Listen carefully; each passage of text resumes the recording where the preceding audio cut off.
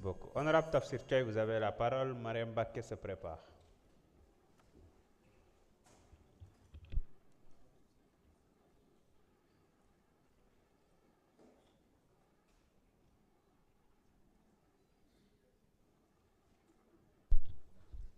À l'absence de Mariam Baké, Ibrahim Mbeng se prépare.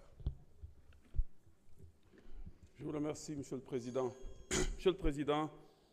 Monsieur le ministre des Forces armées, Monsieur le ministre des Finances, Mesdames, Messieurs les collaborateurs des ministres, très chers collègues, Monsieur le ministre, je voudrais exprimer toute la fierté que j'ai d'appartenir à ce pays et d'être citoyen de ce pays-là, de ce merveilleux pays, mais aussi rendre hommage, je voudrais en profiter pour rendre hommage à notre armée. Monsieur le ministre, vous nous rendez fiers. Et je pense que loolu Sénégalais yëpp d'accord nañ ci comme nous avons une fonction de représentation war nañ leen wax li peuple bi sentir ci yéen mooy ñu ngi leen di féliciter ñu ngi leen di encourager parce que yéen au moment où dans d'autres pays certains ont choisi d'interrompre le processus démocratique par la prise du pouvoir par les armes, au moment où dans d'autres pays certains ont choisi de servir des causes religieuses, ethniques ou raciales, au moment où dans d'autres pays certains manipulés par des hommes politiques prennent le pouvoir ou installent le conflit ou la crise dans leur pays, vous avez choisi de rester dans les casernes. Vous avez choisi de soutenir et de sécuriser les populations. Vous avez choisi tout dernièrement de marcher épaule contre épaule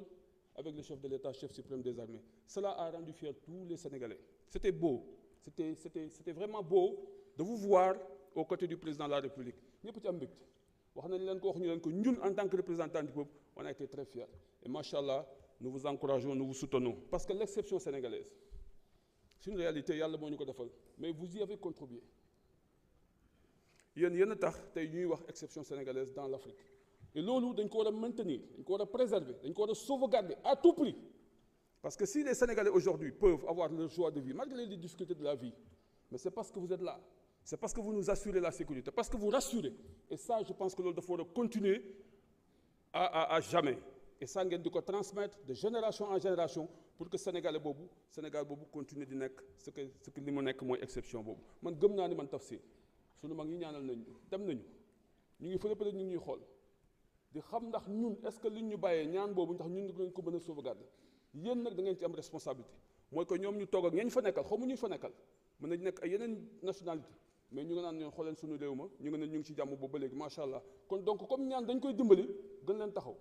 gën a renforcer wu pour que sécurité bi gën a am pour que exception boobu nga xamante ne moom lañu nekk mu cher ñu trop man personnellement daf ma cher moom mën a continuer ñu mën di ko dund. maintenant nag vous faites face à des défis qui sont énormes sous région bi gis nga ni mu mel ñun dañu jox suñu bopp mission wax naa fii nag keroog monsieur le ministre des affaires étrangères que ni ko yow suma frère nga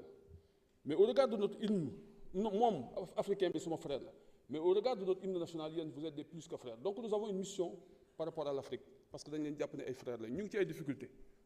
Nos voisins, que ça soit le Mali, que ça soit la Guinée-Bissau, que ça soit la Guinée-Conakry, que ça soit... C'est des pays stratégiquement importants pour nous, du point de vue économique, mais du point de vue sécuritaire. Par conséquent, il y a des défis qui sont relevés dans ce sens-là. Les ennemis invisibles, le terrorisme, on a renforcer pour que nous puissions faire parce que nous sommes au Sénégal, donc il y a des Maintenant, plus spécifiquement, le vol de bétail. Le Sénégal est très dépendant du point de vue du bétail, parce que surtout Tabaski. te li ko indi mooy que le vol de bétail dans le monde rural kenn nangootul yar te bu ñu yarul du ñu am autosuffisance en mouton et par conséquent war ngeen gën a renforcer foofu j'ai interpellé le ministre des Transports sur la mobilité rurale qui pose problème mais aujourd'hui si on y rajoute les difficultés d'accès à l'électricité, les difficultés d'accès à l'eau et maintenant le vol de bétail dafay mujj compliquer nit ñi dund dans le monde rural et par conséquent dafay am ay conséquences ci sunu dund. beneen bi ci topp mooy l'insécurité routière. La gendarmerie dafa am responsabilité ci loolu je pense que war nañ gën a redoubler de vigilance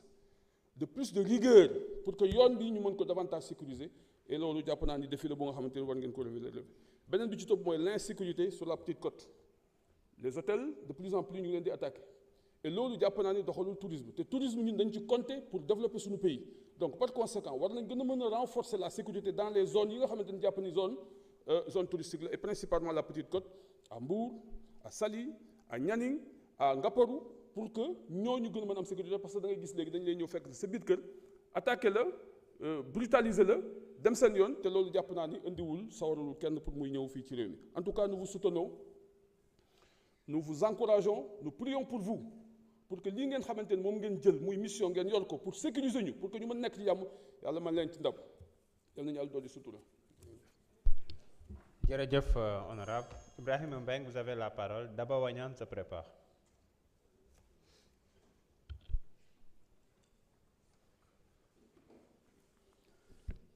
Merci, Monsieur le Président. Assalamu alaikum wa rahmatullah. Monsieur le ministre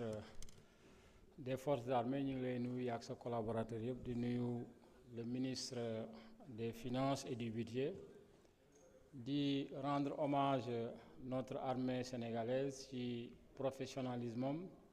mais aussi ci caractère républicain de l'armée. Yéen a ñuy sàmm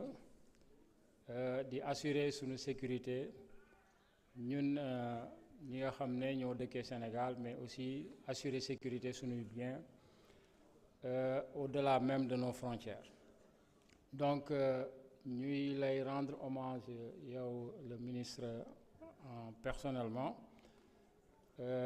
di am bu baax yaakaar ci yow parce que man dama doon servir fële au niveau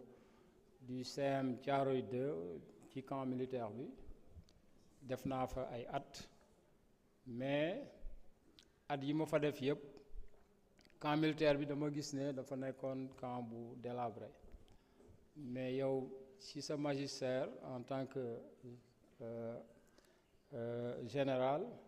au niveau des forces armées dama laajte ñu ne ma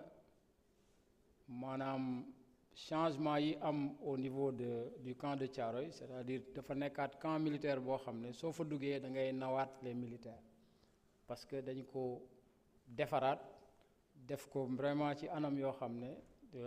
boo nekkul woon militaire sax da nga bëgg a nekk militaire ndaxte vraiment da nga joxaat dignité les militaires donc ñu lay rendre hommage ci loolu ma laajte ñu ne ma noonu nga def ci camp militaire yi nekk Sénégal yëpp moo tax bi ñu la dénkee ministère bi man musuma laa gis mais bi ñu waxee dama ne certainement kooku la ñu dénk le ministère des forces armées donc ñu am yaakaar bu baax ci yow ak équipe yi nga xam ne moom nga àndal pour que le défi bi nga xam ne moom la ñu war a relever au plan militaire ci Sénégal di nga ko assurer yaag say équipe donc mu am benn préoccupation boo xam ne ñi nga xam ne ñoom la ñu en tout cas ci ñoom la baatu jàmbaar njëkk a génnee fii ci Sénégal à propos des armées muy les militaires yi nga xam ne dañoo demoon Arabie Saoudite participer à la guerre du Golfe mu am fa benn accident 93 personnes gaañu ci accident d'avion ñuy ñaanal ñi ci génn àdduna yëpp yàlla xaare leen aljana mu am 3 rescapés yoo xam ne ay sénégalais lañ jàmbaar yooyu ba ñu jógee Arabie Saoudite maanaam indemnité yi nga xam ne dañ leen ko waroon a jox jotuñ ci te pourtant Koweït joxe na ay milliards yu bëri ci seen xaalis waa Arabie Saoudite aussi def la même chose ñu ñëwoon seet si ma nag di réclamer maanaam ñu dox leen seen indemnité yooyu noonu naam am na monument bu ñu leen tuddee muy monument des jàmbaar mais il demande encore plus de reconnaissance n'est-ce pas en plus d'entrée